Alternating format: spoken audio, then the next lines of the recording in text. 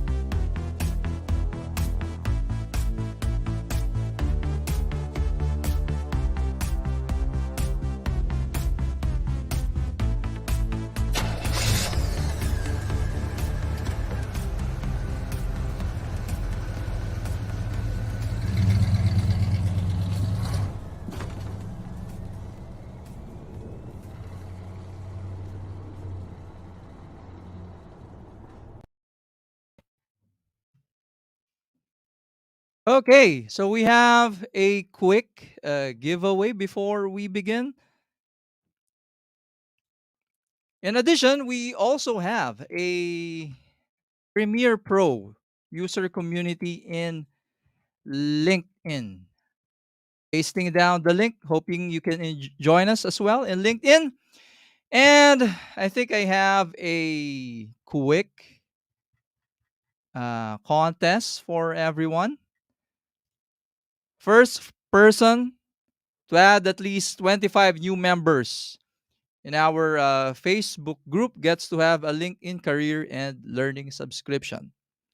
So if you're not yet familiar with LinkedIn, I believe Renaldo Lawrence is also a LinkedIn learning author.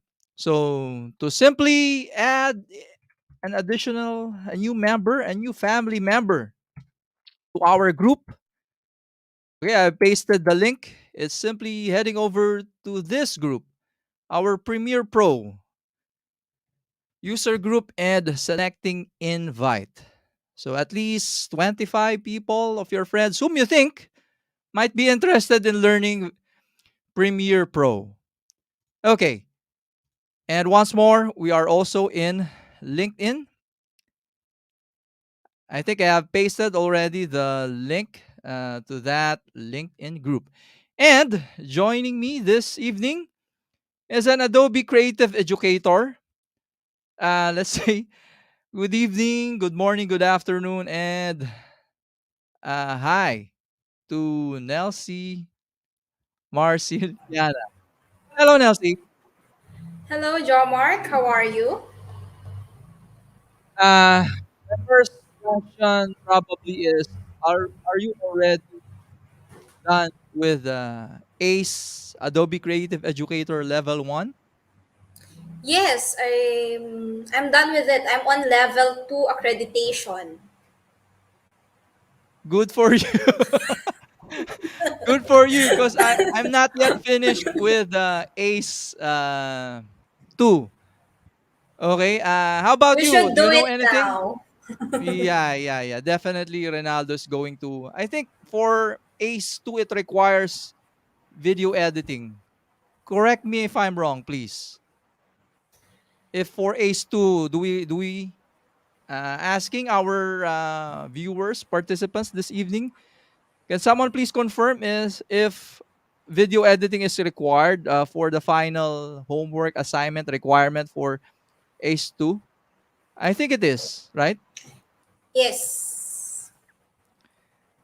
Okay, so once more, if you if you are a YouTuber or you would like to be a YouTuber, definitely highly suggesting you master uh, Premiere Pro. And this is very special as well because most people tend to forget the importance of audio. Okay, you may have a simple mobile phone, just a webcam, but the most important aspect of all is the sound. So that's the one we should be investing first, like the microphone, the audio, the sound, before video. Now, if you know Audition coupled with Premiere Pro, then it's a match made in heaven. Okay, and of course, very honored um, to have Renaldo joining us. And in our community, we call our speakers, lecturers, sharers because it's more on knowledge sharing. Okay, so I think is it so while waiting for Renaldo, is here already, but I think he's having a technical difficulty or probably a connection because he's on the other side of the globe. Okay. Yep. In addition, yes, for those who are asking, Adobe has a certification exam. So if you're an educator, highly suggesting you include Adobe certification exams for your students. Of course, only also for you. If you're interested to bring certification exams and Adobe to your classroom, to your students, yeah, feel free to contact me or Nelsie. So, sharing you a quick video about Adobe certification exams.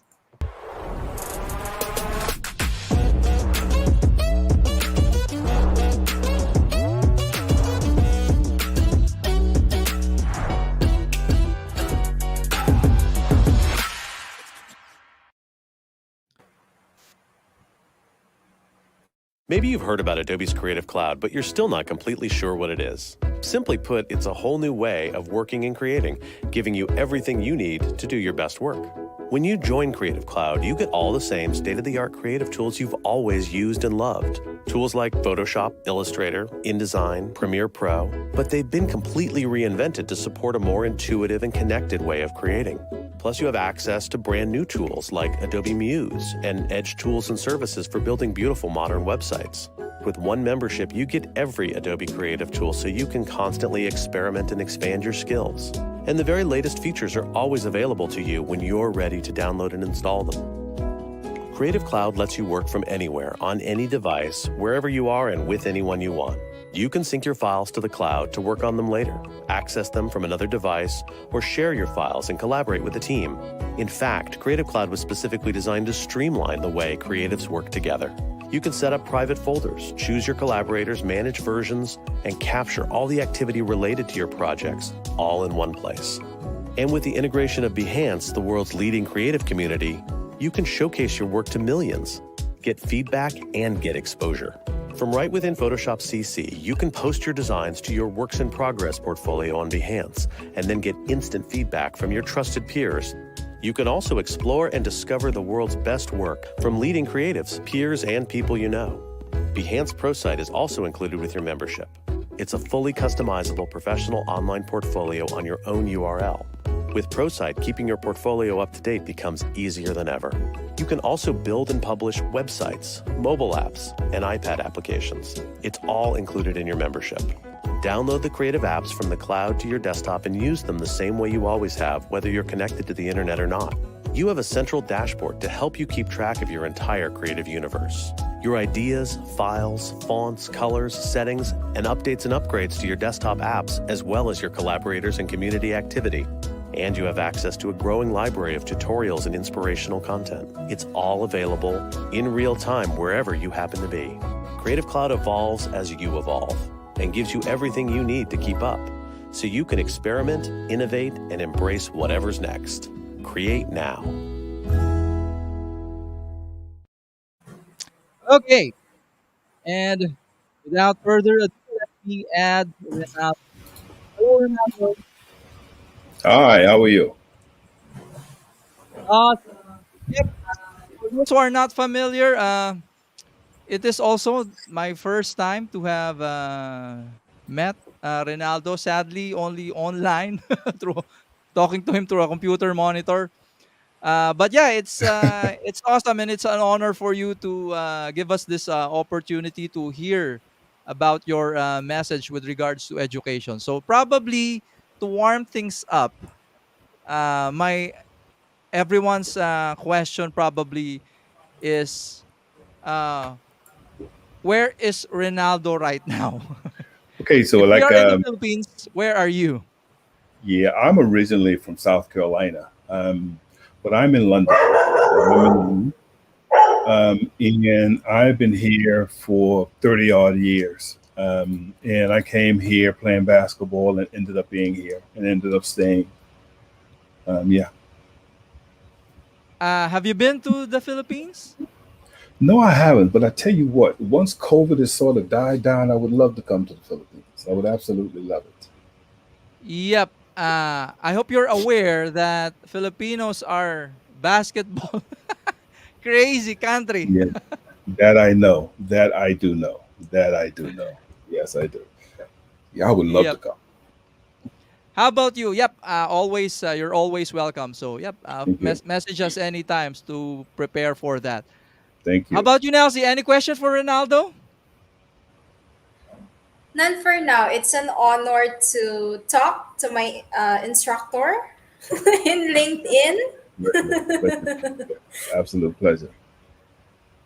Can I I just guess. say? Can I just say Yep. before we get started? I've had some trouble with this machine, so hopefully it won't kick out on me. If it does, I'll come back in. So don't run away. Yep. Okay. Other Another question is, I think someone asked, how to be, or and what's the benefit when you're an Adobe education leader? Well, one of the things I'm fortunate enough to do is I'm fortunate enough before pre-pandemic was to fly to the States and we have a community. And I think with me, the benefit is having a community of like-minded people, having a community of people who love Premiere, love the software, love the company, and are trying to help educate the world. That to me, that's what it's about. And I think, if you can help educate one individual, I think that's what that community is about. So that's why I love it. Yep. And how long have you been using Adobe softwares? Probably. Probably since the early '90s, I think, probably then. But it's funny because I have just really started to sort of find my feet with everything. And I've just purchased me some cameras, a Ninja 5. So I'm ready to do this video thing for real. Awesome. Mm. Yep. For those who are not familiar, once more, Renaldo is a LinkedIn learning instructor as well. So, actually, Renaldo, this is my first time to be to not it's not actually me that's been listed on the LinkedIn learning site, but it's you. It just so happened I am the host. So, yep. Feeling grateful and excited because recently on the past I'm seeing other authors being featured there having a live event. So this is the Yeah. first time. Can I just say thank you very much for inviting me? I was quite shocked when you invited me, to be honest with you. Hence the call to you. Are you sure you want me on here? And I was like, Absolutely. so it's really nice to be here. So thank you very much. Yep. Yeah, our community, we are all about knowledge sharing, and yeah, I have kids, so I would like to influence them as well. Not only my kids, definitely, but the young ones and the young at heart, to not let go of being playful with creativity. That's right. That's right. Okay. Yeah. That's right. So I think Adobe has software that is absolutely amazing. And I think you can create whatever your mind can conceive, you can create. And I think the thing is to just get started. And I know when I first started with Premiere, I opened it up the first time and I'm like, oh my God, what is this? And I closed it down for about 6 months. And then all of a sudden I decided I had a project. And I think Adobe, I think it's the kind of software where you need to have a project to complete. And when you have a project, so then the learning will actually stick. And I just love Premiere. I love Premiere. I love Premiere. Yep. Yeah. We're now sharing your screen, so Okay, so should we get started? yep, yep. Okay, cool. So one of the things I wanted to do first of all, I'm going to go through quite a few things today. Um, and one of the things I wanted to do is to show you where you can find some resources. And let me just do one thing before we get started here. A lot of the stuff that I'm going to go through today, you can find on my channel. So, oh, sorry, my bad. On my channel. So if you come up here, there is quite a few things. If I go to playlist, for instance, and if I go down to try stuff, down here, a lot of the stuff that I'm going to go through today is right here. Okay, so a lot of that stuff is there. But also, I think back here, if you want to find out some more about what I do, here's a site here that has a lot about what I do. I've had some courses and whatever on here. We also have some Adobe live streaming stuff where I've done some live streams around Premiere and how to do various things. So that's a resource also.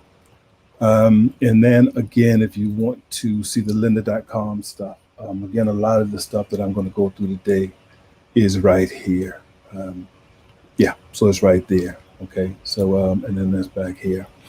Okay, so what I like to do right now is I just like to get started with with the things that I do before I start a project. And the first thing I do before I start any project is ask questions. I mean, questions are the fundamental basis for what the project is going to be about. And these are the type of questions that I ask. So what is the topic area I need to create content for? And a lot of the stuff that I create for is I create for students in school. So all this is based around, a lot of stuff that happens with my students in my school. One of the huge things that I will go over today, a lot to do with accessibility. So being able to create captions and being able to export captions out and then have them baked inside the video itself. And then the other thing that I think is important is the type of software. So one of the first things I always ask myself before I do anything is what software do I need? And if I'm going to create video, undoubtedly it's going to be Premiere. If I need to mess with some audio, it's going to be Audition. Although in Premiere, you have some very good tools for working with audio and with audio. So now the first thing that I do is when I've done that, so the first thing I then do is I create let me just, my machine just went off right before we came on, so I was scrambling to get everything back. But let me just open up this and I'll show you, because the first thing that I always do, and I mean always, regardless of what I'm doing, is I always create a script and I always create a storyboard based around whatever I'm going to do. So let me just see, can I find the actual storyboard here? So this is an example of the storyboard, one of the storyboards that I create. And like I say, I always do the storyboard because the storyboard is my sort of direction to where I want to go and how I want everything to look. The other thing that I do, which is extremely important to me, is I create a script. And this is an example of a script that I've created for some videos that I'm doing. I never really realized the importance of creating a script until I became a LinkedIn author. And then I knew just how important it was. But yeah, so all my videos are scripted out. Everything that I do is scripted out. I create a storyboard based around that, and then I go from there. So the next sort of thing that I do once I've done that is I come out and I create a folder structure. So because with Premiere, if you're not organized, you will end up really suffering. And suffering in terms of not having all of your materials in the same place. And what tends to happen sometimes if you don't have, well, most all the time, if you don't have them in the same place, what will happen is you will lose your material. So I always create a folder structure of what I want. And the folder structures that I always create is I have my image folder, I have a Photoshop folder, video folder, and I have usually sometimes another folder and an audio folder. And then those are the sort of like basis of what I do. And then once I do that, so let me just get up Premiere here. Once I do that, as I said, the main thing that I then do is I then tell Premiere where that folder is. So in order to do that, you have to create a project. And so when you start creating a project, I already have one done, but I should show you how I go by the process of doing it. So when you open up Premiere, if you've created projects before, all your projects names will be down here. So if I just click this one right here to open it up, and if I didn't have a project, it would be similar to this. So if I went to File, New, and Project, when I open Premiere up, I will get this window here, and then I can put in all the information that I need to, like a title. And then I browse to find out where the folder is. Now, I very seldom do anything with these paths here. I just leave them the way that they are. And then for ingest settings, the only time I will use this is maybe sometimes when I'm trying to do proxy files. And what proxy files are, they're just files that are the same files that you import into your project, but what they are is they're made to be low res, so you can work with your footage. So when Premiere opens here, you have your different windows here, and you also have your different tabs up here. And one of the things that we do with your different tabs up here is you can drag, say, any of the tabs any place that you want. So if I had this tab here, when you have a blue line, that means it's selected. So if I click, say, on one of the tabs, like here, I can drag that tab any place that I want to. So you can move them around, say, for instance.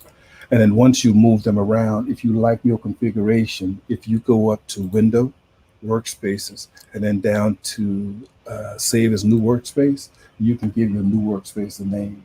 So the next time you come in, you will always have that workspace available to you. The next thing that I tend to do is I tend to always edit in the Edit workspace. I then import my folders, or I create the folders and import content into it. So for instance, I come down to the New Item button down here at the bottom. And if I click the New Item button, it gives me an opportunity to import various things. So like a sequence, I can create a sequence. But also what I can do right here is I can create a bin. And a bin is the name for a folder. So if I click that right there, it will then create a folder. And then what I do is I name all the folders, and I then import all the content into the folder. So to import the content, I just click in a blank space and I hold Command-I, and that will open up the import window. Or I come down here, and what I do is I can right click and choose import also. And I can do it that way. So once I do, I just put all the content in the various folders. So then what I do in order to, so I'll show you my process of working. So the process of working is you import your footage in. Once I've got my footage in, I then come down here and I look in at the footage that I have. And then what I do is I double click on the footage. And then up here, I can play through the footage up here to see what the footage actually looks like. Now it's up in the source window. So you have your project window, the source window, your program window or panel, and then you have your timeline. So down here in the project window is where you import all your content in. You then view your content in the source window, and you can set in and out points. So for instance, that if I come to here, very seldom do you shoot a video clip. And with the video, you want everything that's there, very seldom. So you will always have in and out points in order to set your video. So the first thing that I do is I will come through and I will set an in point, an I for in. And then I go to the end of where I want it to finish, and then say O for out. And then that will set an end point. So this is the end point and this is the out point. So that is all the video that will actually be put in the timeline if I want to. Now there are certain ways of doing things. So if I wanted the whole video clip, I could just drag that down to the timeline, and then that would give me the video on the timeline. If I didn't want all of it, what I could then do is I could then bring in, well, let me just show you this one. This is a better example because this has audio and video. So if I come up here and come through here, so that's set it in there, come on over here and set it out, over out, and then drag that down. Now you notice that I've got audio, and I'm going to change sequence settings. Now you notice that you got audio and video. Over here, what you can do, if you would hold the Option key down here on the side, you notice how I can stretch that out. And anytime you come over this section over here, if you hold the Option key on the Mac, I think it's Alt on the PC, you can drag up so you can see your footage. So that is me putting all of the footage on the timeline. So I'll get rid of that.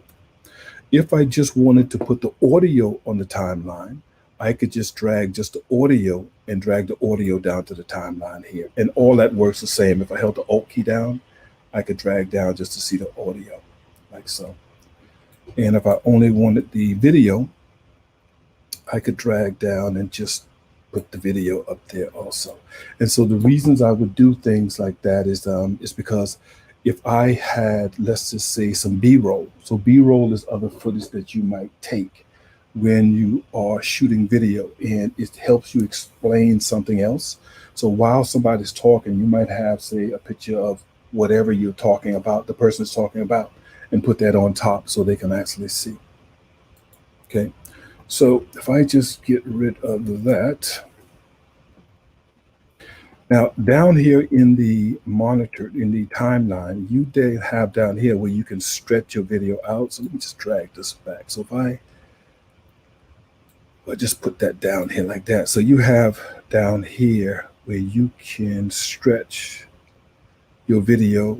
Let's see, can I move this out of the way? You can stretch your video back and forward. So down here, you can actually see what you're doing. So especially if you're dealing with audio, you can get in really tight, and then you can edit your audio.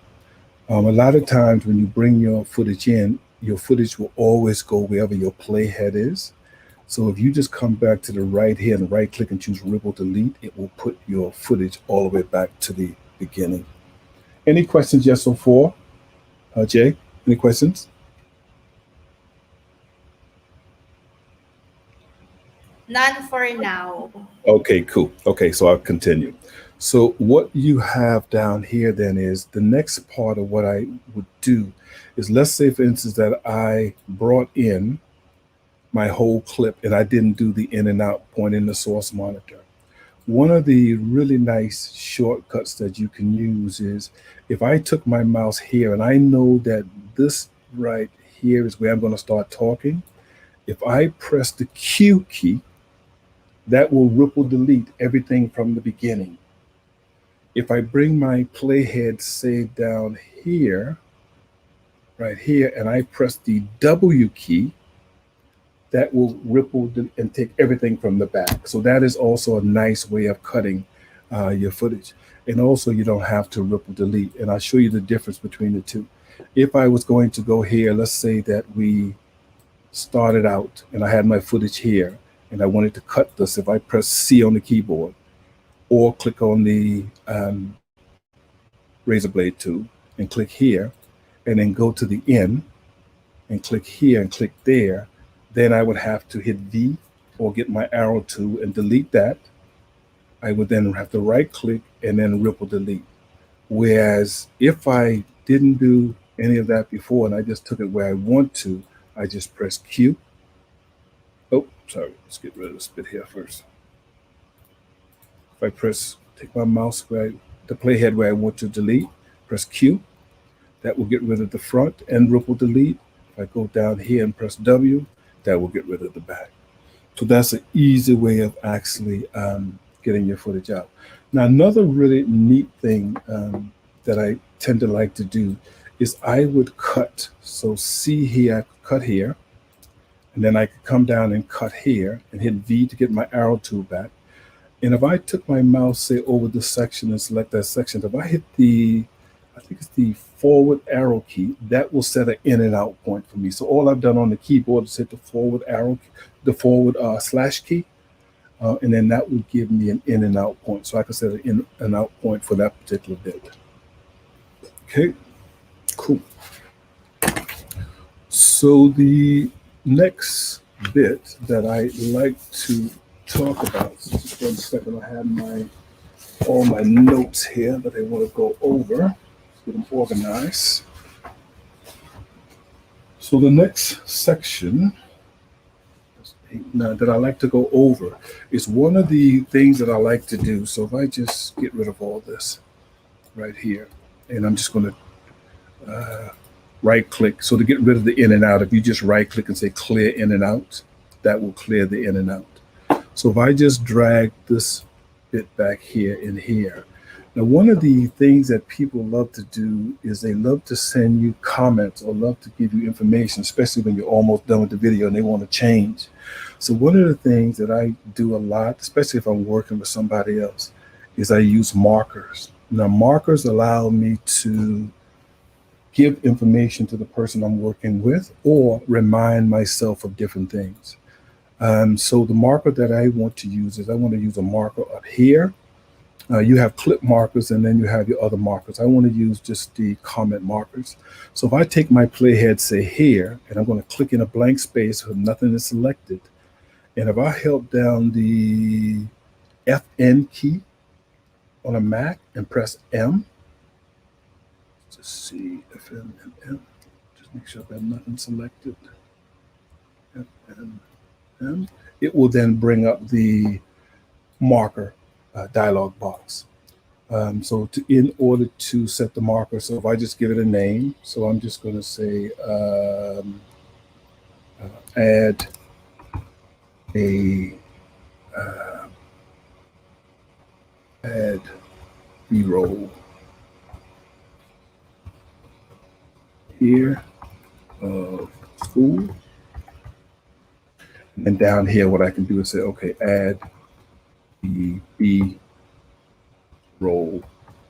of the front of the school. What that will do is whoever's going to edit this, and then I would choose a color. Okay, and I'm going to leave it as a comment marker and click OK. Now down here, if I come down and I double click on that, you can see that I have that marker right there. Yeah, there we go. So nice red. So I'm going to, now one of the things that obviously if I double click on this marker again, you've seen that I've added some text there. A way of being able to see that on the timeline, if I would select the marker and I would hold the Option key down, it then splits it. And what I can then do is I can then drag that out like that. So I can actually see the message that I'm trying to deliver to the person on there. So I'll do that again. So all I've done is on the marker that I've set. So the first thing I've done is I'm just FN, function, and then M for the marker. Once the marker goes in, I've just added some data up here, name and comment, and then I've chose a color and made sure that it's a comment marker. And then what I've done is if I select the marker, hold down the, I don't know why it's not taking the color. Hold the marker, hit the Option key, and now I can flip the marker and I can then see. Okay, so I'm going to come out here, deselect everything, and then what I'm going to do is I'm going to do the same thing again. For some reason, I don't know why. But anyway, if you just hit M on the keyboard, it will give you a marker. And I'm just going to put in second part, B row, and I'm just foot row, B row. I'm just going to copy that command C. I'm just going to paste that in there, and I'm going to give this a blue color. Click OK. So now this one is blue. So again, I'm just going to select it, hold the Option key down, and drag it out some. And then I'm going to do back here, I'm going to do one more, and then I'll show you why. So FN and M, make sure nothing is selected. Control M, double click, and I just put just some stuff in here. And then choose, say, and then click OK. And now I'm going to just select that again, hold down the Option key, and just drag that out again. Okay, so now how this becomes extremely valuable to me is, first of all, I can see on the timeline exactly, or I can drag out and see exactly what the person wants me to do. The other thing is if I come over to the project window down here, if I click on the markers tab, what I can do, if I select one of the marker, if I choose red, usually what happens, there you go. So you can see the red. If I untick the red, here I can see all the markers that I've created. So if I wanted to add some more information to the particular markers, I could add some more information to the particular markers. So that is, to me, an amazing, you have the ability to create content with your markers. Okay, any questions yet so far? Are we all good? Okay, I'm going to take that as a yes. Okay, the second part of what I want to do, so I'm going to, one of the big ways that, one of the main ways that you want to create a sequence, I think, is by using the, if I come back to the, if I come back to the project panel here, a lot of times what happens is, so I'm just going to delete the sequence. A lot of times what happens is you have no idea what the size of your video is. You have no idea of what type of sequence that you want to create. So a lot of times if you come down here, if I go File, New, and Sequence, this dialog box comes up. I have no idea sometimes what the video is or the qualities of the video. An easy way of finding out what everything is in terms of making sure that you've got the right settings is that if you select your video and just drag your video down on the new item dialog box, it will create all the right settings for you. So again, if I do that again, if I select a clip, drag it down to the new item box here, and it will then create. And again, I'll just hold the Option key down, and on my mouse, I'm going to drag up so I can see, come down here and drag down so I can see that. And then I'm just going to take this and just spread it out some, so I've got it like that. Okay, so I'm going to, for what we're going to do, I'm just going to drag this up here, and I'm just going to drag this some back here and just drag that there. So what I want to do now is, when we're thinking about accessibility, captions is the way to go to me, go for me, and being able to put captions in, because I think I read something where 80% of the people who view video when they're out don't view them with the audio on. So it's very important that I create content that has the captions built in. So in order to do that, I'm going to come up to the Captions tab here, Captions, and around here I just want to hit Text. Now what I'm going to do, let's just shorten this so it won't be so long here. What I'm going to do is I'm going to click Transcribe, and I'm happy with all the settings here. I want to transcribe with the audio on the track, and English is the language. If you have another language, you can choose that. Now, one of the things I want to say that's very important here is you have the options of ticking this box right here. Now, what that will do, if you enable that, is then that will go through. And if you have two speakers speaking, that will pick up the different speakers. Okay, so that's really, really important. So if I then click Transcribe, what it will do is go through and actually transcribe the content. So while we wait, won't be that long. This is why I cut the video up so you can actually see, so it wouldn't take so long to do. So once it transcribes, what we will then be able to do is see all the text which was spoken on the video itself. Okay, perfect. So there is what we have here. So that's the text that actually came out. And if you notice, if I play ourselves now, I am more than what you see means that when you look at, you notice now that when it's actually talking, it actually goes across. And I don't think that in that sense right there, she actually said anything. So if she did, it would be a speaker two down here. Now, one of the neat thing about this is you can click on the drop down button here, a speaker, and then you can actually edit the speaker's name. And then click, and then if you have another speaker, you can do the same thing there. Okay. And notice also that when you play, it will then play it myself now along with the text and actually highlight everything. You can then go and make any changes that you want with your text. Now over here, you have a create captions box. You also have a split segment if you want to split the segment. But over here, you have a box where you can retranscribe your sequence, or you can export the transcript. Now, there's a big difference between exporting this transcript and then exporting an SRT file. Now, the SRT file is what you use to put on YouTube or Facebook, so the captions will go underneath. So this is if you're working on a project with a lot of people and you want to show them the transcript, you can. But what I'm going to do here, you can, by the way, you can also export out the text file. I'm going to click on Create Captions, and I am very happy with what I've got here. So I'm going to create captions from the sequence transcript. I'm going to come down here, my subtitles, it's going to select the default. I don't have any styles yet, so I'm going to leave that. I want it to be single line, and you can change these if you want to, and I'm just going to click create.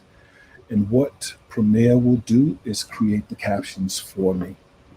So if I stretch this out some here, you will notice now that I have my captions underneath. Okay. Yep, so you have all your captions there, and it is split it out for me. Now, one of the things that you might want to do is you might want to, again, now you can export that SRT file out. So if you're going with YouTube and you want to put that on the back end of it, you can. But one of the things you might want to do is you might not like the way the actual captions look. So if I select the caption here, I can come over here and you can click and you can put the caption pretty much where you want to. But I like the default at the bottom. What you can also do down here with fill is you can change the color of your fill. So your text, okay, if you want to, make it white. What you can also do is you can add a stroke onto it. So if we put say a black stroke onto it, so it stands out a little. You can also make it bigger, fancier. And you can also, if I just increase the size a little, you can see how you can increase the size and it will auto fit whatever you want on there. So if I just put it down, something like that, about 90. I usually go between 48 and 90. Depends on who I'm creating the video for. What I can also do if I want to share a background to it, if I click background, I can have a background. What is really neat is you can also then curve I don't know whether you can see that you can curve the size of the actual background itself. So I don't want a background on there. So I'm happy with that the way it is. Now, usually what happens is that these don't take the same formatting as you've done here. So in order to make sure that you've got the same formatting, you need to create a style. So I'm going to come up here, just get this out of the way. I'm going to come up here, drop down, I'm going to create a style, and I'm just going to call this, for the sake of a better term, just call it Renaldo, and click OK. Now what I can do now is, if I come to notice what has happened, that it is taking the style of all of them. But let's just say, for instance, that if it doesn't take the style, if you come back here and click on this little up arrow, it will then allow you to put the styles for all of it. So you can have all of it right there. Now within this window, there's some other wonderful things that you can do. So let's just say that if I'm all the way up the top and I want to find, let's just say, some text, it will then jump down to whatever I type there. So you can then find whatever information you want inside of the actual video itself, which is quite neat. So what I want to do now is I'm happy with my styles. I'm happy with everything. Again, if I just select one of them, because I've got the style, now I've got my style to all of the captions. If I hold down the Command key and hit M, what that would do is bring up the export window. And what I want to do is I want to come down over to captions and notice right here that it has burned captions into video. So that is what's important to me, that those captions are then burned into video.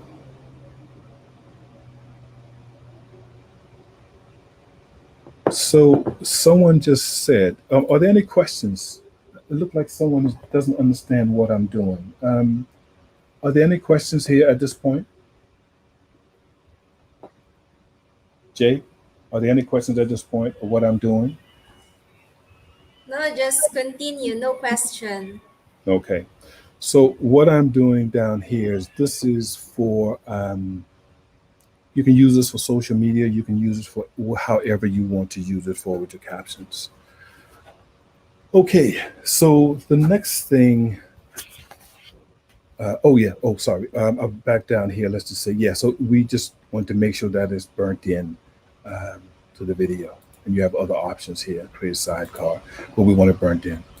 So the next thing that I want to do now is I'm going to, sorry, I'm just trying to see what is someone. Okay. I'm going to delete the sequence that I created. And if you wanted to rename the sequence, if you just clicked on it, you can then rename the sequence. But I'm going to delete that. Okay, so I'm going to then just drag this back in. And what we're going to look at now is we're going to look at some graphics. So if I come up to here, graphics, and over here, if I click on the graphics tab here, what we do have is we have the essential graphics tab. So if you click browse over here, you have a lot of different essential graphics that you can use. Now, if you're looking for graphics and you don't or can't find what you want, if you click on the Adobe stock one, you have the option of clicking free. And then what you can do is you can go down and you can choose all the free ones that they have. So I have 3 pages here. So if I click through, all these are free. However, if I go back up and click premium, now if you choose to buy, if you choose to use any of these, you can purchase these. So if you drag, if I would drag that on top of the clip here, what would happen is it would bring up a dialog box for Adobe stock, and it would ask me to continue to actually purchase that one, but I don't want to purchase it, so I'm going to get rid of it. So I have my templates here. So what I'm going to do over here is I'm just going to, with one of my templates, one of the things that you can do is if I click here and type in lower thirds and press enter, I have some lower thirds here. So what I can then do is I can then drag one of the lower thirds over to here. And now I have the lower third coming out there. And what I can then do is if I come up to edit, what I can then do is if I double click on the lower third, I can then type in what text I want to type in from there. And then just to see what it looks like if I come back at the beginning. And I thought, and it plays out. And any of the lower thirds that you have here, you can use those lower thirds in order to create whatever you want to create.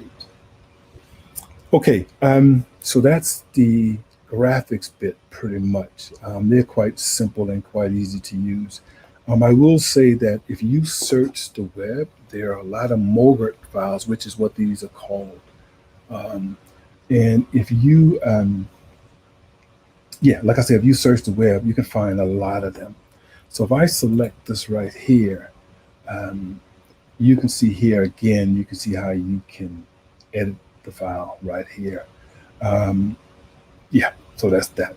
Now, one of the other things I wanted to say, and I will get to it when I'm talking about exporting. If I'm happy with my video down here, you have a little box up here to the right, which is called a quick export. And that will export your video out just as it is in terms of all the settings and everything. And right here where it says adapt to bitrate, that is what I tend to export it out, because with the social media channels, all of them changing how they read video and whatever, adaptive bitrate will mean that it adapts to whatever bitrate that the company has itself. Okay, so that is that.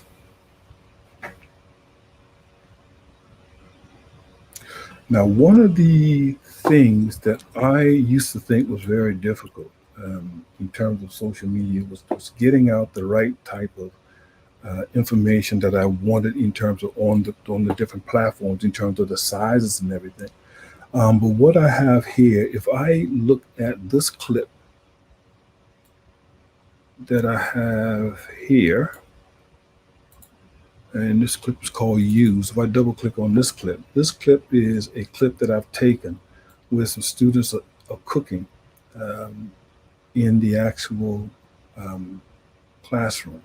So what I'm going to do is I'm just going to drag that whole clip down here to the timeline to create a sequence, and it doesn't have any audio. But what I can then do, once it creates a sequence, I'm going to use something that's called auto reframe. So auto reframe will allow me to choose the size that I want for that particular video. So if I right click on this sequence, if I come all the way down here and choose auto reframe sequence, what that will do is bring up this dialog box here. So in this dialog box, I can give it a name.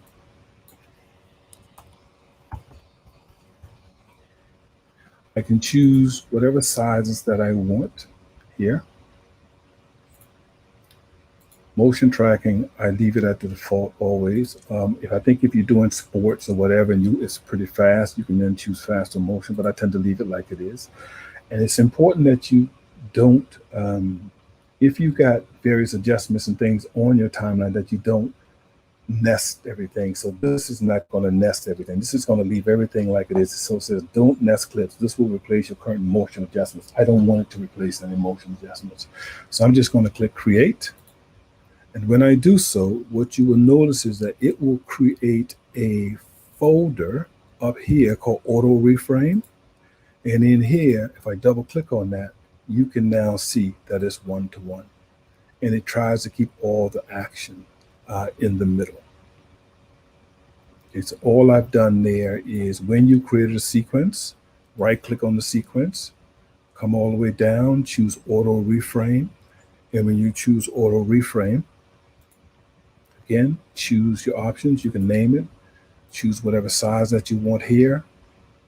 You can even customize it if you want to, and then just click OK, and it will create a folder, and the folder will be named auto reframe, and then you have your auto reframe there. So your clip is exactly how you want it to be, and whatever size you want it to be. Okay. Now, one of the huge things with me in trying to make sure that I have everything the way that I want it is working with adjustment layers. So adjustment layers will help me to colorize the footage. But I use adjustment layers for two reasons. I use them to help me with the white balance, but I also use them to make sure that I can color the footage the way I want it so it looks good. So if I come up here, if I just chose one piece of footage here, let's see the footage that I want.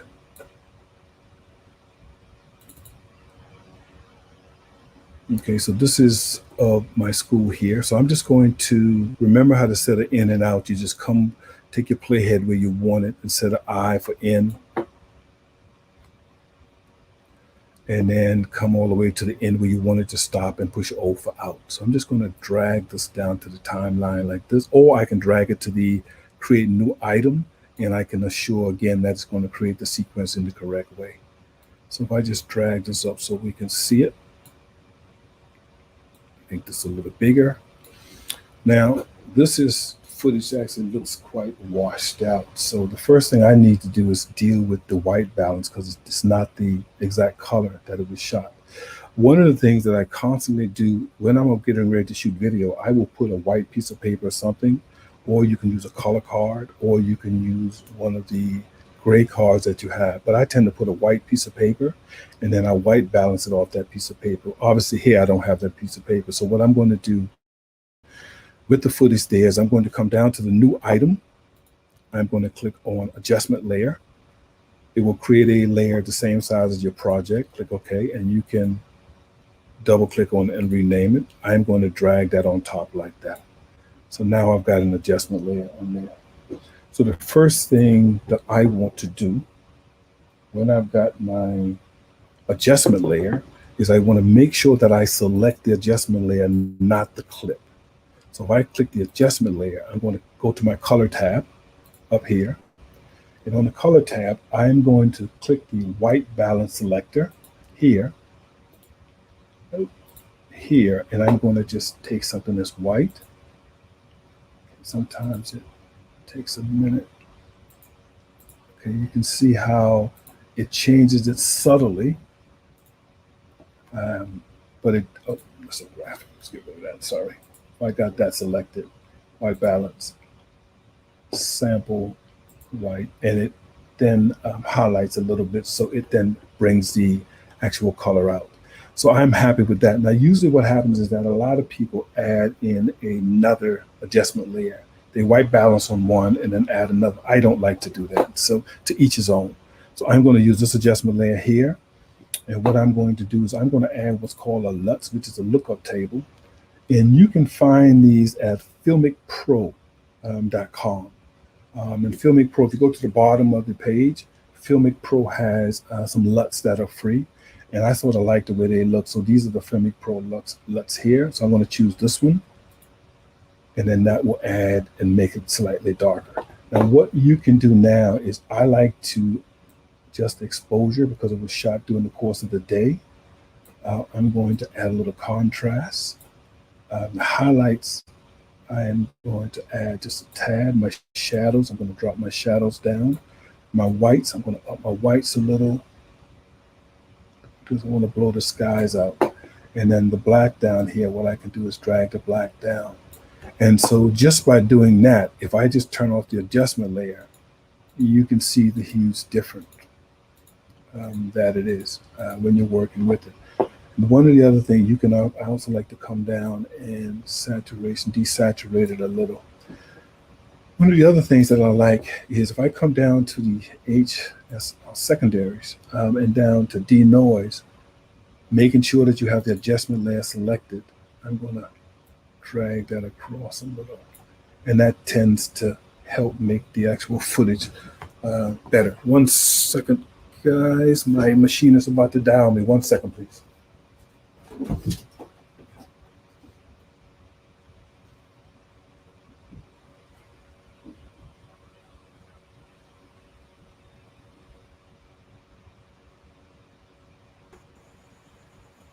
Okay, don't forget to register.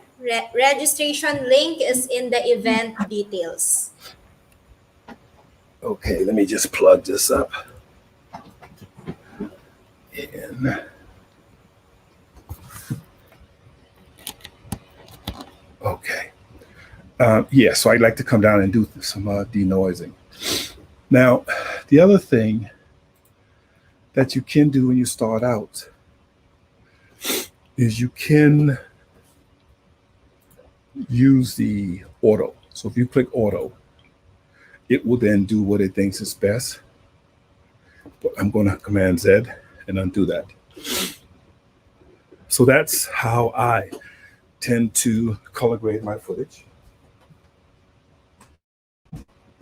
The other thing that I do, if I have, say, another piece of footage, so if I come back here and I have another piece of footage, like for instance,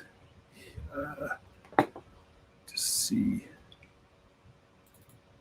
here, I am going to, and this is when I was talking about if you want to use B-roll. So let's say, for instance, that if we have somebody speaking about the actual footage itself, about the school itself, we could be talking about the food place. So I could come over here, and when this footage gets to here, set I for in, play it across some. So this is the food technology building. And I'm going to hit O for out, stop it. And I'm just going to drag just the video down here. I'm going to take the adjustment layer and put it up top. And now you can see now that this is really blown out. It's too much. So that doesn't work with that.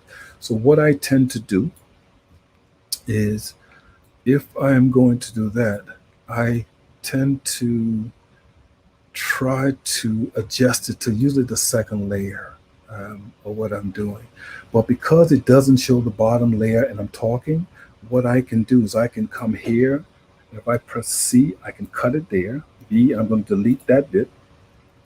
And I only want, let's say, from there, I only want that bit right there to be shown. So what I can do is drag in another adjustment layer over here, and then this adjustment layer will only work for this part of the footage here. And so what I can then do, if I held down the Option key, I can duplicate this adjustment layer and put this back here. So when I come back to my second clip, it's back the way that I color corrected before. But back here, I can then select this, go to the color tab, and then I can again add a LUT. I can then maybe put the exposure of some, and drop the shadows, the whites. And again, what I would do is I would select this, and I would come to the white balance selector, and I would choose the white here. Okay, just try that again and see whether, yeah, choose the white there. Okay, so what I've had here so far is I've just got something like this. And then it comes back to that. So that's what I do in terms of a color correction. Now, a lot of times what people will want to do is they might want, say, a snapshot.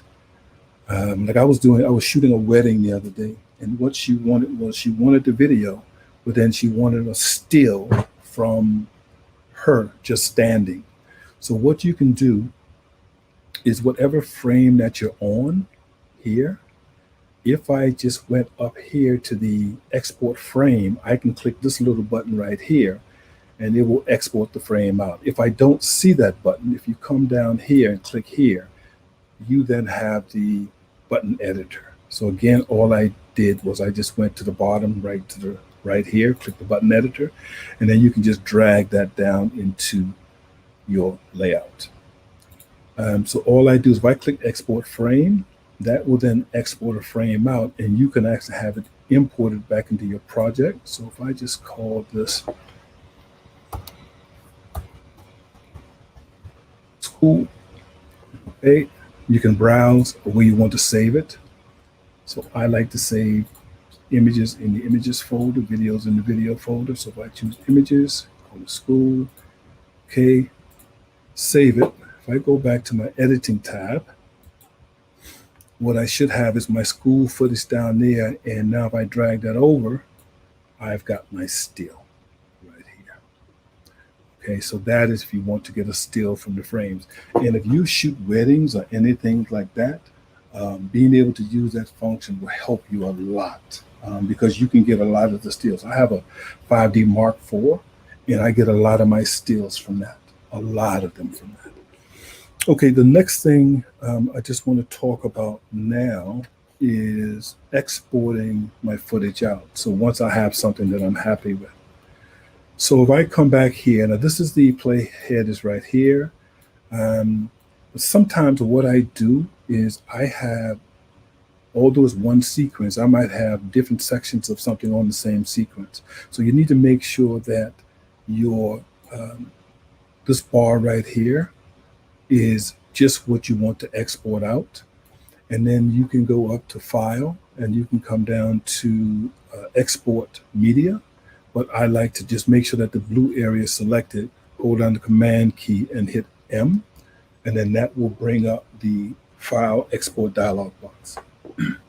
Now in here, let's just say that I want to export this out. I, again, like the adaptive bitrate to put it out because I don't know how the social media channels are going to change their bitrate, so I just like to have it like that.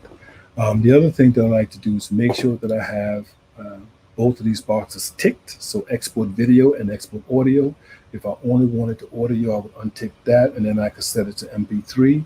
So you have a selection of things that you can tick down here that you can select down there. And if I have made some changes to, let's just say, for instance, that you have all of these tabs, if I go maximum render quality, what I can then do, if I've saved it, is I can create my own preset. Okay, so I can just click on the side right here, create my own preset, and then when I get ready to export it out, it will be in that drop-down menu that I selected before. So on down here, so what I've got is I've got all the summary of what's happening, and then I've got some tabs down here. So this is the effect tab if you want to put on a LUT or whatever you want to do. But I usually just make sure that I have my content on the adjustment layer. So whatever I want to do in terms of the LUT. And then you have other image overlay that if you want to put an overlay on top of your image, like a watermark or something, you can. You can put a time code overlay and so on and so on. One of the important ones that I like in here is the Publish tab. So in here, instead of trying to publish and then re-export it or put it up into YouTube or any other social media, you can actually, if I select, for instance, YouTube here and come down my information, I can put my information in there. And then what I can then do is with all my data in there, I can then come up and I can export my video and it will export it to my social media channel. And so I don't have to worry about me having to export the video out, then take the video and then upload it to YouTube. It will do it right there for me. So again, you have all these different settings right here that you can do that. You also have, again, your captions over here. We don't have any captions in this video because there's no audio on here. You have your video settings, so you can match the settings. If you don't like the settings that you have, you can untick that and then set in the own settings that you have, or whatever changes you might want to make. But what I do for that is I use audio auto reframe. So I create the sequence like I like it, and then I will auto reframe it and then put that up to Instagram, put it up to YouTube or whatever else I want to put it up to. Okay, and so one of the other things that you can do, so this will then export, and obviously you need to tell it where you want to save it at. So one of the other things that I love is that sometimes when I have a lot of videos to create, what I will do is queue them up. So when you queue them up, what that will do is it will open up Adobe Media Encoder. So with Media Encoder, again, one of the beautiful things about Media Encoder is that I can export it out, but I can duplicate the clip and then have it for different formats. So let's just let Media Encoder load up here. Come on, baby. So when it does load up, it will load up with the clip already in there for you. So again, if you double click on custom, or click on custom, you can go back and you can make changes here, what you want. But what you can also do, if I right click on here and duplicate, I can now then come to the side here and I can choose a different format that I want. Say I needed the audio, maybe if I got audio, or I could click the custom here, and then I could come up to H.264 and I could say maybe I wanted something with ProRes or something like that, or whatever you want. So you can just make whatever choices that you've got there. And then when you've done that, you just click OK. And then in order to get it out, but also down here at the bottom, what you've got is you can, I think if I'm right, you can take some of these. So like, let's just say H.264. If I drag that up here, no, it doesn't work. Okay, so yeah, so you got down there that you can choose some of the different selections that you want. And then all you do is hit this little green button and it will export them out. So you can have watch folders.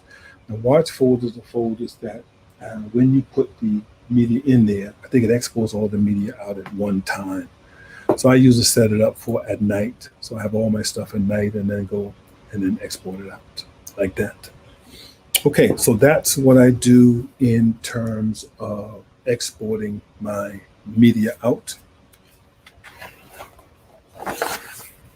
The other thing that I use is I use Adobe Audition. So I'm not a big audio guy, but what I am is I like to sort of make sure that my audio is sort of tight. So one of the things that I use a lot of content for, so let's just create a little sequence here. So I'm going to let's drag this footage in first. Let's get rid of that. And let's go to video. Let's drag this in here. Change sequence settings. And then what I'm going to do is on the audio, I'm going to drag this underneath here. So this will be my audio. And I thought, wow. And it will play like that. And again, I can come over, drag that down so I can see it like so. Now, one of the things I can do, I can right click on this clip and I can say edit in Audition. And what that will do is that will open up Adobe Audition. And I use very few things in Audition, but the things that I use them for are really specific, like maybe getting rid of hiss, or maybe even doing a remix, which I'll show you in a moment. So, okay, so I've got this here. So what I tend to do when I come in here is obviously I play it a little. I then try to find a piece of the clip and select it, and I go to Effect, and I come down to Noise Reduction, Capture Noise Print.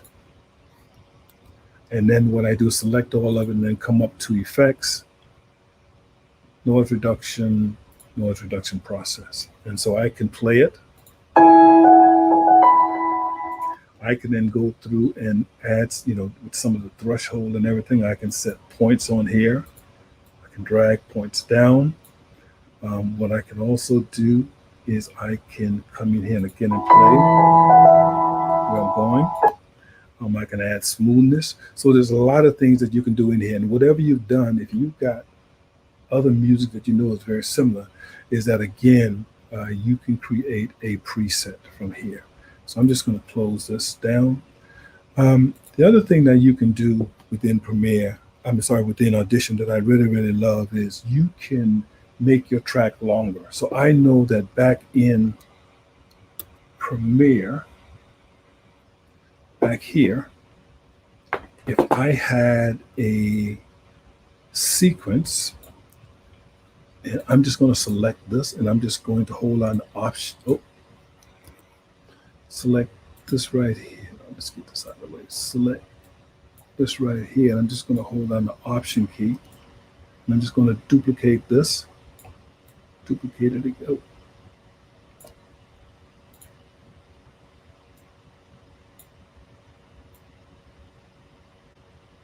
And if I had a sequence, and my sequence, the music wasn't long enough for my sequence, so what I could do is I could right click on this again, and I could open it up in Adobe Audition.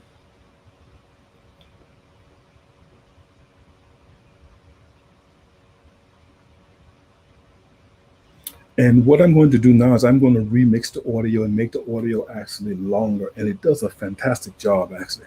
So what I need to do is I need to right click on the click and say insert into multi-track, so new multi-track session, and I'm just going to say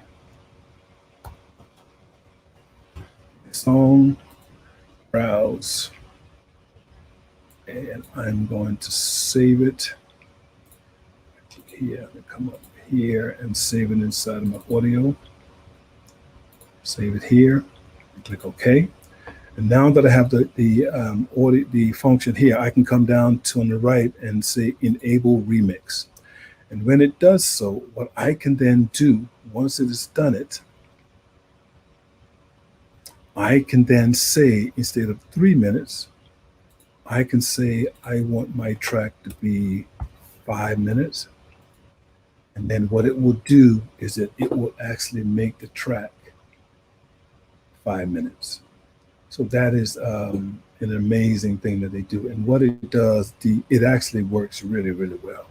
And then what I would need to do is just come down to multi-track. Or multi-track session in the new file, or what I can do is file, and I can come down to export, multi-track mix down, and I'm going to choose entire session, browse, back here, audio, and I'm just going to give this a name, use me, and I'm just going to export it out, say okay. Now, if I come back to Premiere, if I close this down, I close this down, I'm going to delete this one. If I come back to Premiere and I double click over here and I come to my audio, I should have one that says use me. And if I drag this down here, you can see that is now much longer. So Adobe's done an incredible job with the remix function. So that's pretty much how I use Audition. Um, yeah, so that's pretty much how I use Audition. The things that I would say that I use a lot also is if you come to the effects tab over here, I use quite a bit of transitions. So video transitions, so dissolve. So I use a lot of cross dissolves in the middle of my clips. I do that. Um, yeah, so you have a lot of dissolves here that I use. Um, the other thing that I think um, that I wanted to go over, if I come over here and select this, if I come up to the sound panel, so if I come over, let's go, do I have the sound?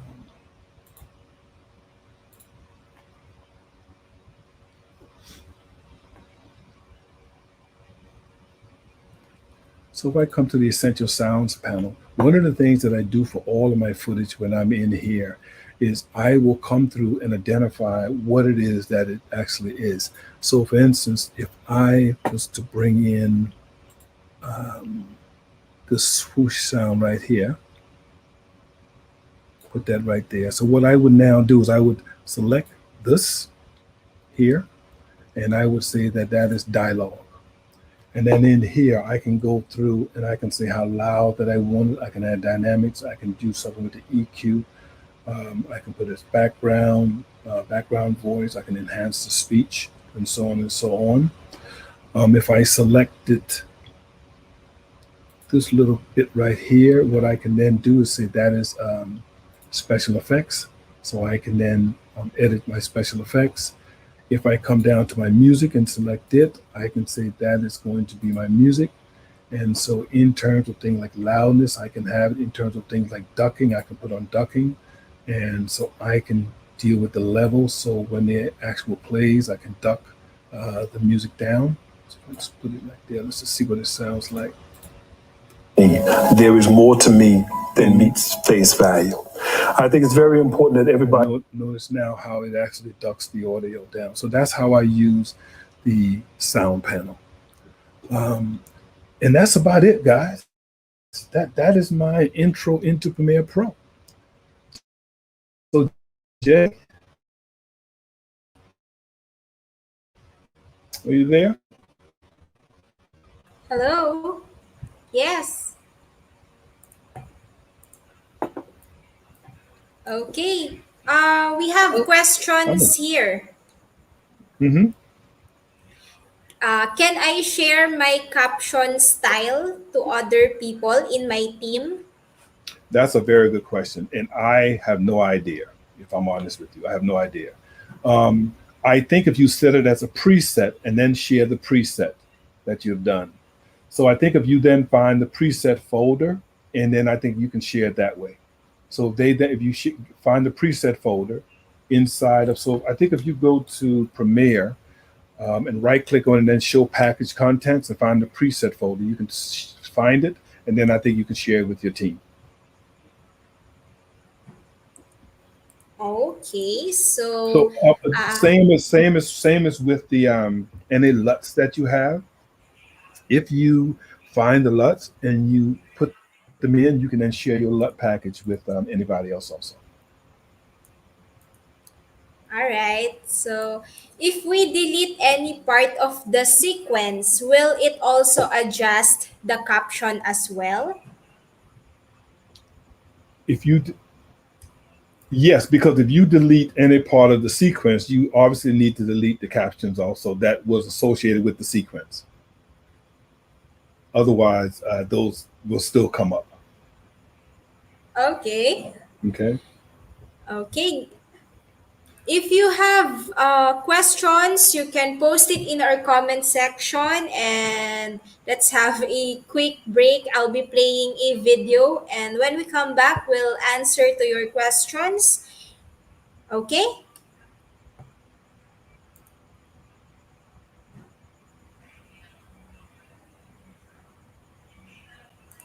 Maybe you've heard about Adobe's Creative Cloud, but you're still not completely sure what it is. Simply put, it's a whole new way of working and creating, giving you everything you need to do your best work.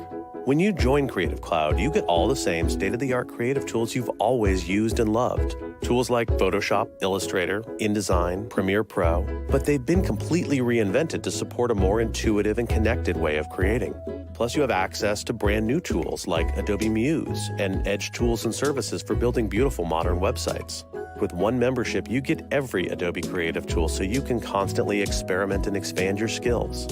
And the very latest features are always available to you when you're ready to download and install them. Creative Cloud lets you work from anywhere, on any device, wherever you are and with anyone you want.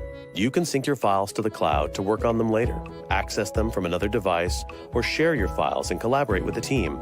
In fact, Creative Cloud was specifically designed to streamline the way creatives work together. You can set up private folders, choose your collaborators, manage versions, and capture all the activity related to your projects, all in one place. And with the integration of Behance, the world's leading creative community, you can showcase your work to millions, get feedback, and get exposure. From right within Photoshop CC, you can post your designs to your Works in Progress portfolio on Behance, and then get instant feedback from your trusted peers. You can also explore and discover the world's best work from leading creatives, peers, and people you know. Behance ProSite is also included with your membership. It's a fully customizable professional online portfolio on your own URL. With ProSite, keeping your portfolio up to date becomes easier than ever. You can also build and publish websites, mobile apps, and iPad applications. It's all included in your membership. Download the creative apps from the cloud to your desktop and use them the same way you always have, whether you're connected to the internet or not. You have a central dashboard to help you keep track of your entire creative universe. Your ideas, files, fonts, colors, settings, and updates and upgrades to your desktop apps, as well as your collaborators and community activity. And you have access to a growing library of tutorials and inspirational content. It's all available in real time wherever you happen to be. Creative Cloud evolves as you evolve and gives you everything you need to keep up, so you can experiment, innovate, and embrace whatever's next. Create now.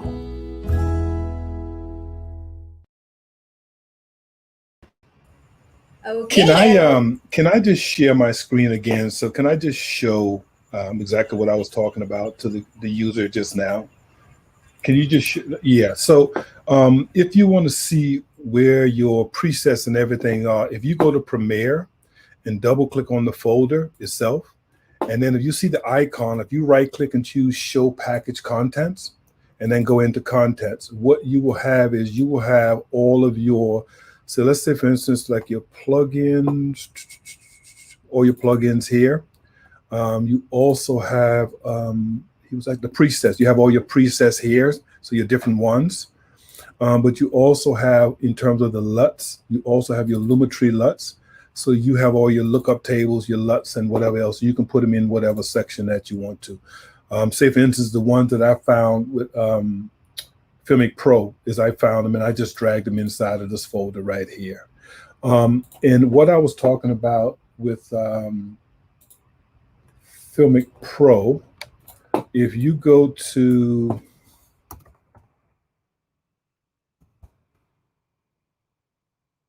Filmic Pro,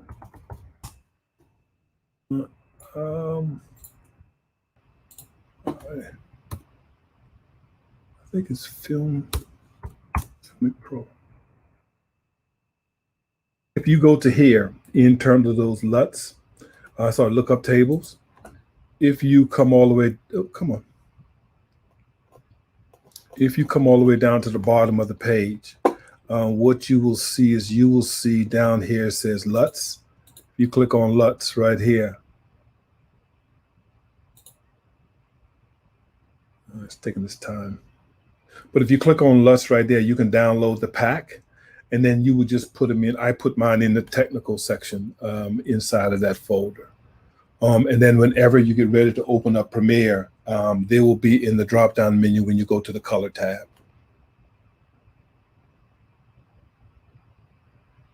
Okay, I don't know, it's my internet. Are you still there? Yeah, my internet is acting stupid. Yeah. So if you go download Filmic LUTs pack, it will then take you here, and then you can download the pack. so you can download the pack. And then once you've downloaded the pack, again, if you just come back into here and go to applications and then go to Premiere Pro and then right click and show content package, come into contents. And then if you come on down to Lumetri and look up tables, and then I stuck mine in the technical section. Okay, so that's what I've done with mine. Yeah, so that's what I've done with mine. And see, there's Premiere still here. Yeah, and then within Premiere, when you go to your color tab here, what they will be is when you, let's just say if I had, just do this. Sorry, I'm just love my,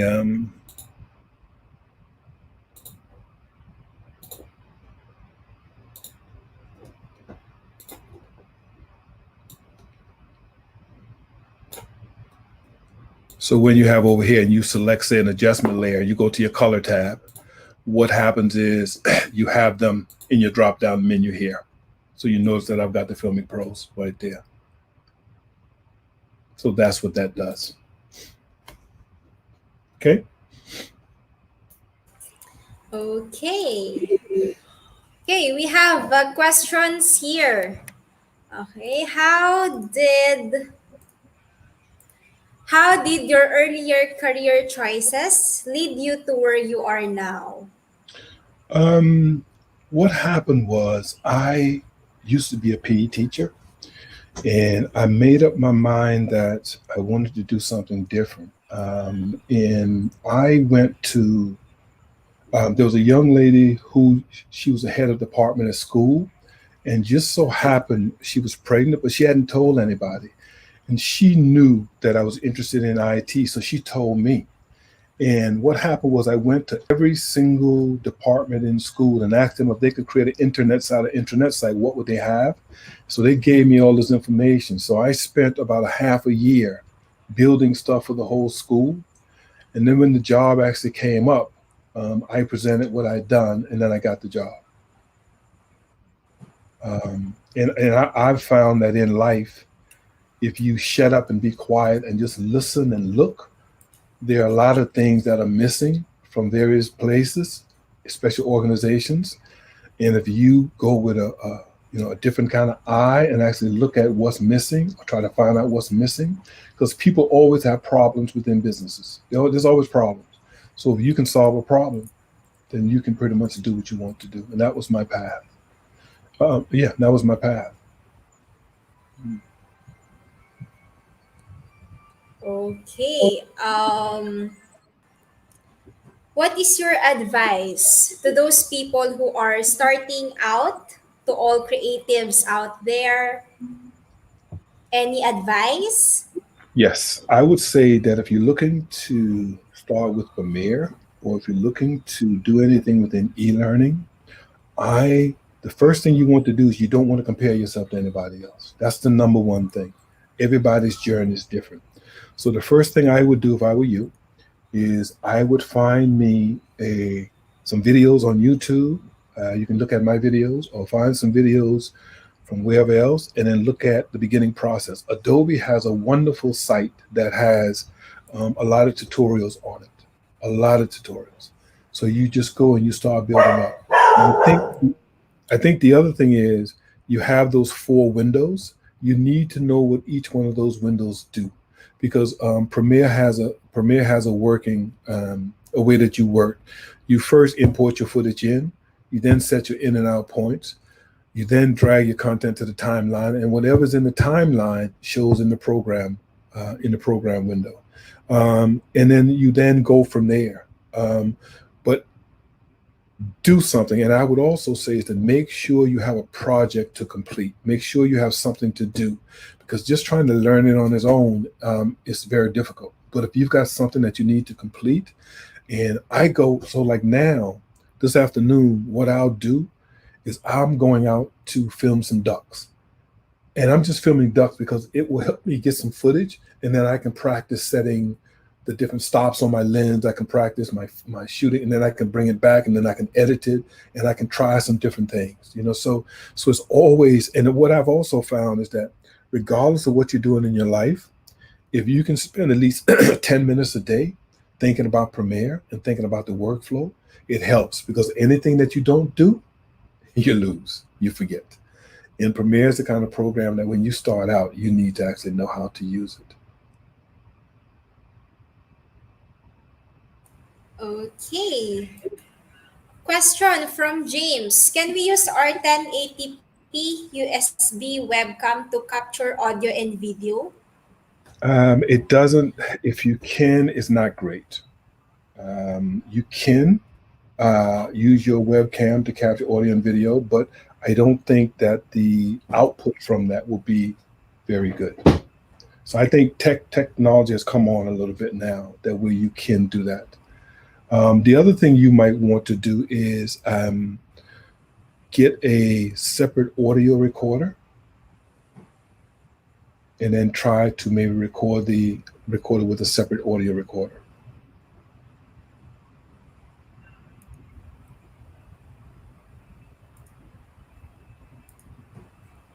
But I will say, James, that I don't. Okay. If I'm ever recording anything, James, I always record things two times at the same time. I have an external recorder, and I might say record something with my lapel mic because undoubtedly something might go wrong. And I've just got through doing some weddings, and if you don't have your audio right, it's crazy. So you need to make sure that you've got both.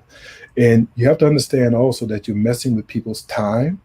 So it is very important that you make sure that you test your equipment as you go along. Test, test, test, test, test. Always test. And just to make sure that everything's working. But I would say record twice or record two times. When you're recording. One more request from James. Couldn't do it. Could you please show the capture interface? What capture interface? What is it? I don't understand the question. Okay, James, please do rephrase I don't the your capture interface. question.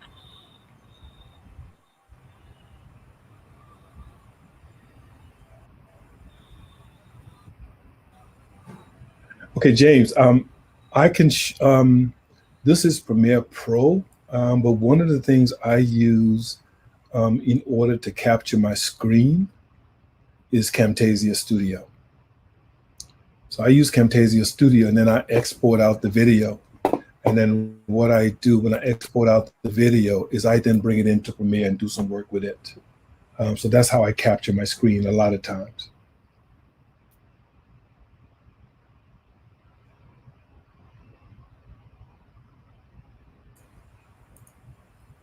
Okay, rather than doing recordings via Zoom and importing them to Premiere, the pandemic has limited us to remote videos. Okay. But when Capture you say settings. I don't what to select the web USB webcam. I don't have a USB webcam, so I don't know. I just record straight off of my Mac. So I'm sorry, I don't have a USB webcam. So I don't use one. I've never have, so I'm sorry. Okay. Yeah. Any more question, guys? If you have questions, just post it in our comment section. Okay, and feel free to connect with Please, Renaldo in please, LinkedIn. please. I'll be posting his LinkedIn URL. Please do connect with him in LinkedIn, and also please visit his YouTube channel. The link is also in the comment section. Um, Also, I think if I just do this, if I go to here, let me just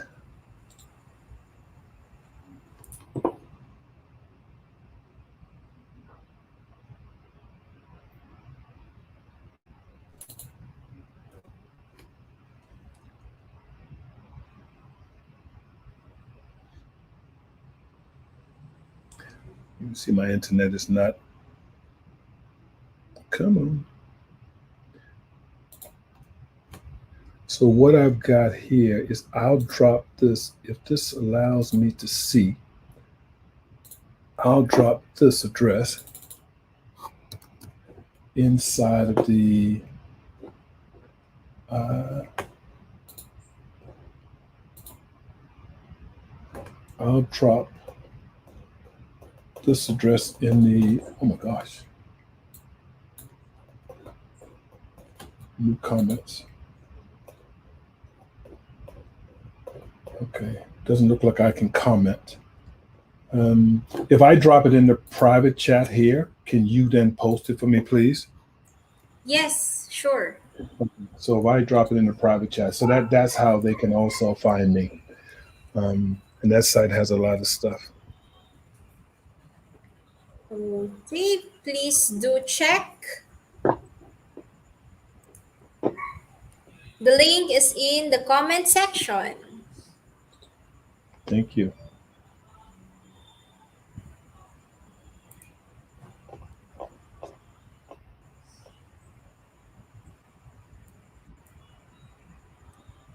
Okay.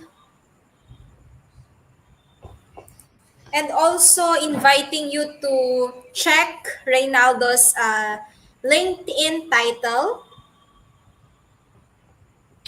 Can I just Okay. say one? Can I just say one thing though? And I say this in all seriousness. When you're starting with Premiere, Premiere can be a little beast to start with. But once you get the hang of the Adobe products, all of them pretty much work just alike. So once you get used to the interface, once you've done one, you pretty much can work with the other.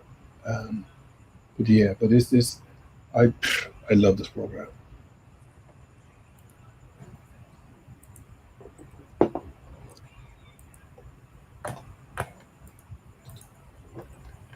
Okay. Yeah, so practice makes perfect. Well, I'm not sure it makes perfect, but it helps you get along to where you need to get along to. Okay, and because one of the things that is happening if you work with Adobe is that they are constantly trying to make the software better. And I think with the next versions on, the next version will look very similar to Adobe Rush. You can go and try the beta out now, so it will be different. So it will be another sort of way of then trying to learn some of the old things and just where things are. But yeah, but just give it a shot. And Adobe has 30-day, 30-day. You can download a version for 30 days. Give it a shot.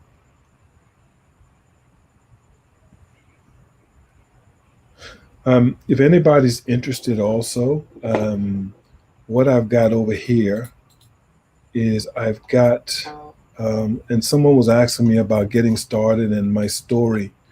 I've got here um, um, my book. So I've got my book. I've also got, and this is just a self-help book. I'm also a motivational speaker. So this is my audio book. So this is things from my audio book right here. Okay, so just in case anybody wants it. Okay, any more questions, people? Come on.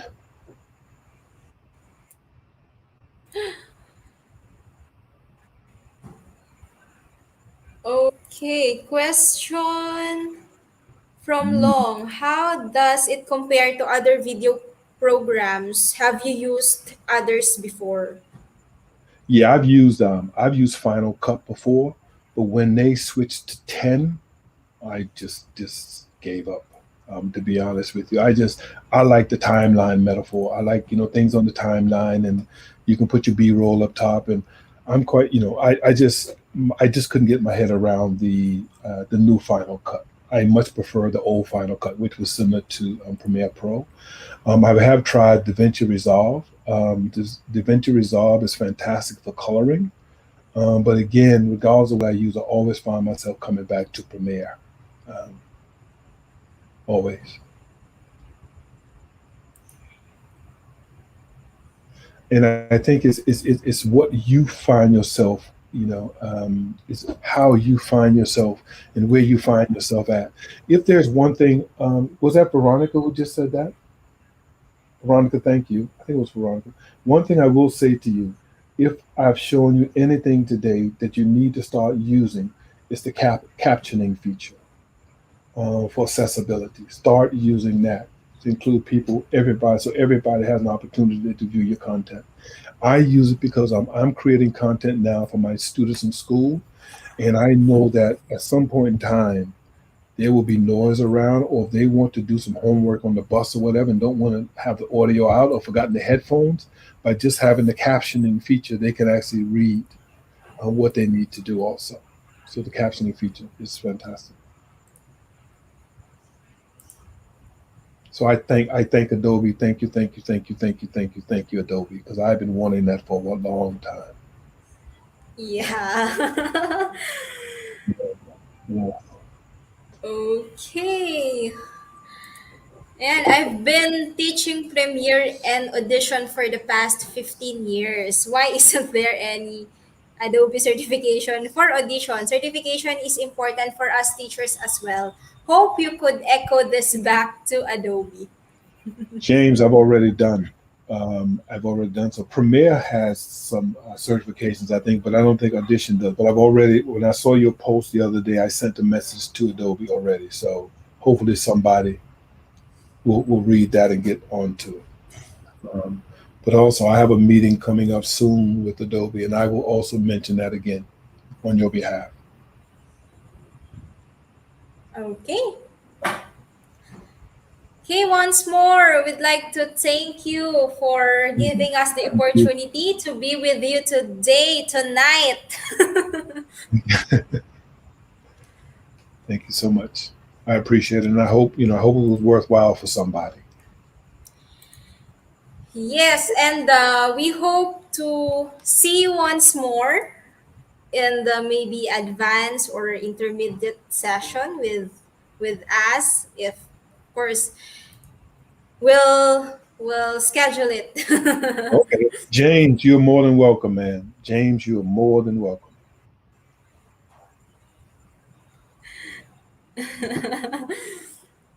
Okay, thank you everyone Thank you. for joining, and thank you Thank you, guys. Renaldo for joining, Absolutely. and have Thank you. a wonderful afternoon. I will do. Yes, it is. Thank you so much. Thank you very much. Okay, stay safe. Stay safe, everybody. Please stay safe. Bye bye.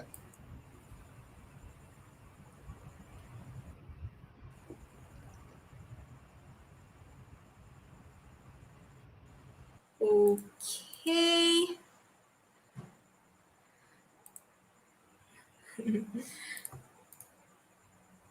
Okay, so to those who registered, inviting you.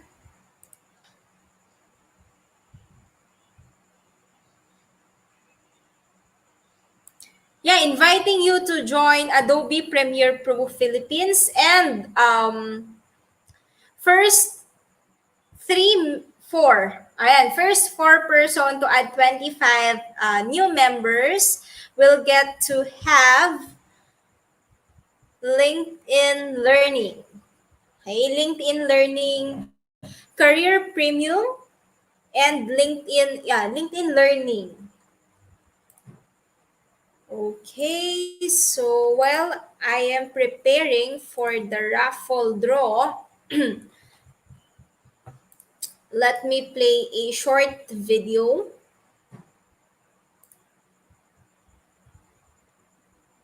The practice of job searching hasn't changed much. Networking, referrals, demonstrating skills, and so forth. But the way we do it has. Today, it can all happen in one place, and that's LinkedIn. It connects the world's professionals and creates economic opportunity for every member of the global workforce. And LinkedIn Learning combines our high-quality, expert-led learning content with this LinkedIn data to make those professionals more successful. I've been working in higher education for over 10 years, and I've never seen a tool that provides what LinkedIn Learning can. It reveals in-demand skills using data, AI, and machine learning. We're able to deliver relevant, customized micro-learning content that prepares learners for the future. It's a strategic complement to an institution's curricula. LinkedIn becomes a hub for students, alumni, faculty, and staff. They can learn, connect, engage, and strengthen their professional brand. All of us were students once too, which is why we're so passionate about student success. We want to see them advancing their skills and building their professional brand. Employers are going online to find new talent. Students need to create an online presence early to give them a competitive advantage. So let's take a look and see how this works. First, a student creates a profile. It can be a great place to interact with peers and professors. Throughout her education, LinkedIn Learning supplements classroom learning, and online course recommendations help her continuously develop micro skills on her own. She posts course completions and class projects to her LinkedIn profile. It becomes an online portfolio to showcase her academic career. Her network grows as she interacts with the broader community, engages with thought leaders, and comments on posts and articles. As graduation approaches and she finds a field of interest, alumni connections help her with internship and job opportunities in that field. The learning, insights, and connections empower her to enter the workforce. As your students and staff interact with the LinkedIn ecosystem, we provide student outcome data that perfectly complements your institution's own internal data. It's a mutually beneficial opportunity. Looking at both data sets together, we're able to close skills gaps, enhance outcomes, and foster lifelong learning. Ultimately, differentiating your institution for current and future students. Together, we're able to invest in the growth and development of individuals, to empower students to build their professional brand and prepare them for the careers of tomorrow. To help faculty, staff, and alumni elevate their careers. We're here to partner with you. Let's guide lifelong learners to be more productive and successful in the global workforce.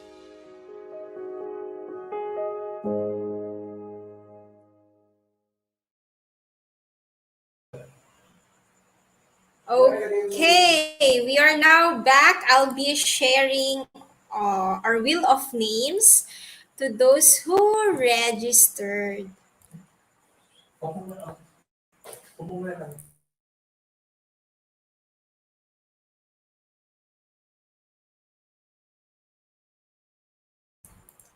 Okay, so we'll be raffling away two, okay, three Adobe certification exams. Okay, hold on. Okay, sorry. We'll be raffling away 3 LinkedIn Learning and 1 Adobe certification exam. Okay, so first, let's raffle our LinkedIn Learning. So LinkedIn Learning is for 3 months. Okay.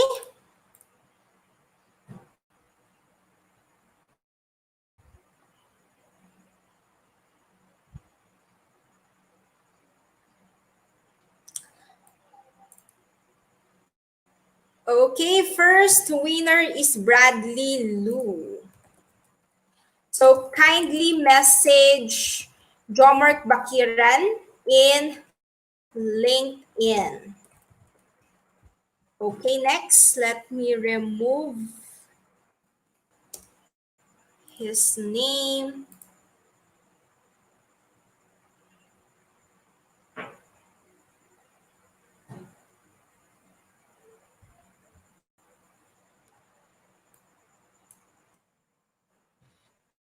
Next, second winner, we have Carol Lee Havelka. So please do message Jomark Bakiran now in LinkedIn. So let me post his LinkedIn profile so that you can message him now. Okay.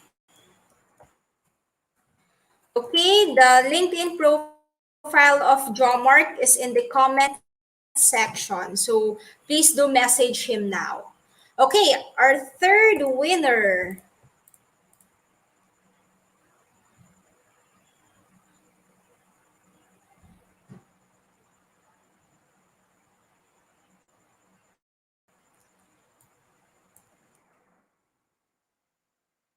Third winner is Mary Ashley P. Celestino. So please do message Jomart now. And our last raffle is for Adobe Certification Exam. Okay.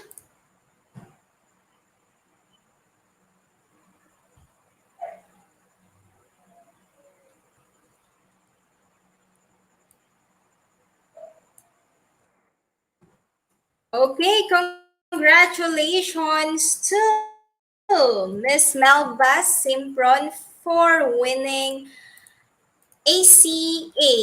Is it ACA, Dramark? Yes. Actually, the ACP, if you've passed two ACAs, it becomes an ACP. So, for example, if you've taken After Effects and I think Premiere Pro or Premiere Pro and Photoshop, it converts into, if you've taken them both and have passed, it will be an ACP for video editing.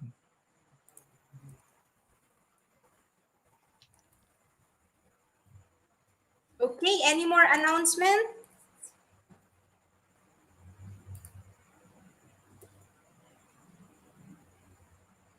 Yep, we are always open for free training. If you have students whom you would like us to teach them with for Adobe, feel free to contact us anytime. Or if you want to adapt the certification exam of Adobe into your classroom, same with the softwares. Anyways, we are here all the time. And yep, once more, uh, please check out the courses of Renaldo. So let me try to share this one. If you're my connection in LinkedIn, you'll get to access this course absolutely free for 24 hours. So hoping you can connect with me in LinkedIn uh, as well. Congratulations to all the winners. And yes, please don't forget to join us Adobe Premiere Pro, subscribe to Renaldo as well. And yeah, we have a parent group. So it's Adobe Community Philippines.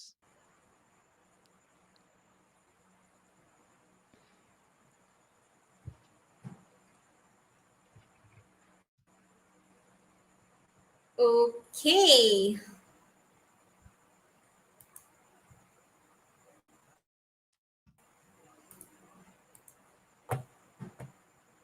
Head over to our upcoming live streams for you to be notified.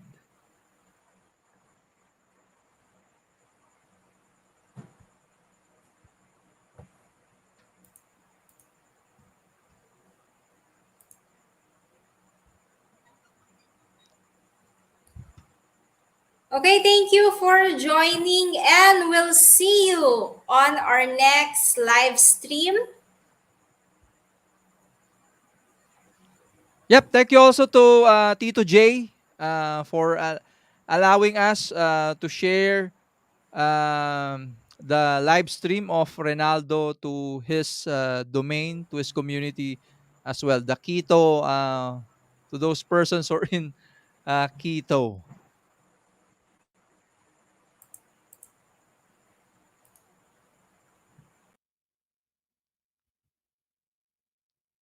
Okay.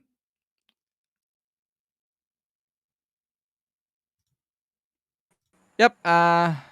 Any more announcement, Nelsie? Mm, No, we're good. If you have Okay. announcements, you can say it now. Okay, I guess that's it. Once more, thank you so much. If you have a message or an advocacy to share, like Renaldo, we're inviting you to be our next sharer. So our community is simple. We do knowledge sharing. So I am seeing some veterans here in Adobe who are masters of the software. We're inviting you to be our next sharer din po, no? So again, if you have a message or an advocacy to share, inviting you to join us to be our next sharer. So let's make our own way of making a positive difference in the community. Yan. Knowing that the pandemic really hit some of uh, people out there with regards to jobs and careers. So hoping this may help you boost your career. So once more, thank you so much, everyone, and see you on our upcoming Adobe trainings, CAD trainings, and our soft skills trainings with LinkedIn Local. Bye, everyone.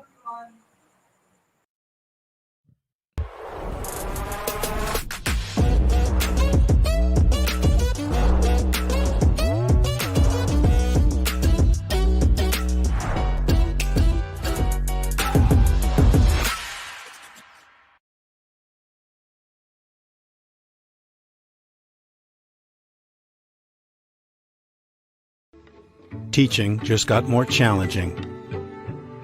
We are learning about teaching long distance. We are learning about the day-to-day challenges facing everyone. We are remembering why we all gathered in the same room to share ideas, work on a whiteboard, and hold a pen in our hand. Now, more than ever, our passion for teaching drives us forward. We are discovering, inventing, and experimenting.